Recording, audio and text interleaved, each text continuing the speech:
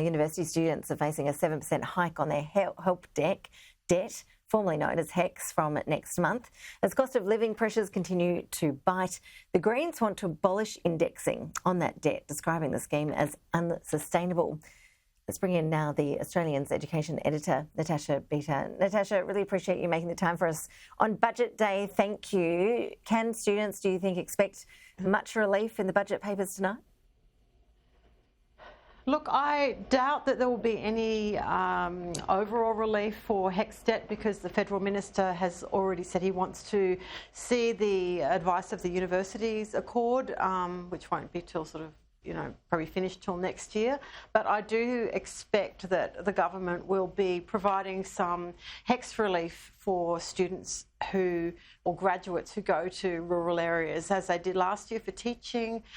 They've done it for nursing, for doctors. There's a lot of pressure from veterinarians who want to get some HECS relief. I spoke to a young veterinarian just the other day who said a colleague had been knocked back on a home loan because their HECS debt was so large the bank wouldn't lend them extra money for a home. So this 7.1% increase in the student debt, it adds up to $4.5 billion. So it's adding $1,500 to the average loan.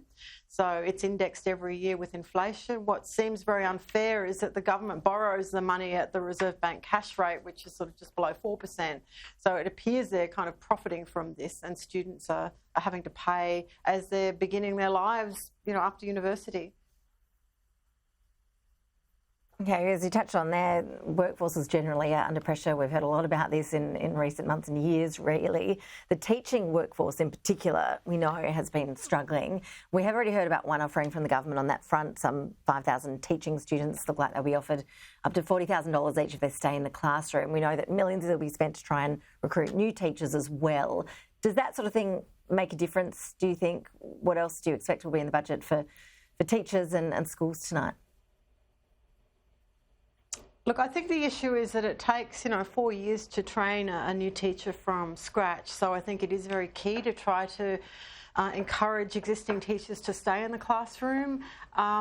It is about money to a certain extent, but it's also about workload. I think the federal government, you will be seeing a lot more tied grants. I think that the days of the federal government just pouring money into state coffers and saying, here it is for your schools, I think those days are over.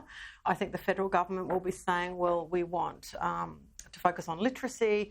We want to focus on improving workload for teachers by having a centralised curriculum. We want to have more specialised maths teachers and have professional development. So I think that's where increasingly we will see money being tied to outcomes, and there's a lot of reform going on in that sector, but we can't magically find all these teachers in the next year. No, as much as we would love to. Obviously, the childhood education sector having similar problems on that front too. When we look at early education, we know the government has already announced and implemented significant reforms in that space since its election. Are we expecting any more on that front this evening? Look, I think childcare has probably got as much money as it will get, because for early childhood education, there'll be a subsidy kicking in June, which will be funded in this budget, so that parents will get 90% of their fees subsidised for the first child. That will benefit 1.2 million families, and I think will make a big difference to cost of living pressures. But again, the issue we have is we don't have enough staff working in that sector. So the government's also spending $70 million in this budget to try to recruit and to upskill the early child care workforce. Now that they've given a pay rise to aged care, it's often the same pool of workers working in aged care or childcare.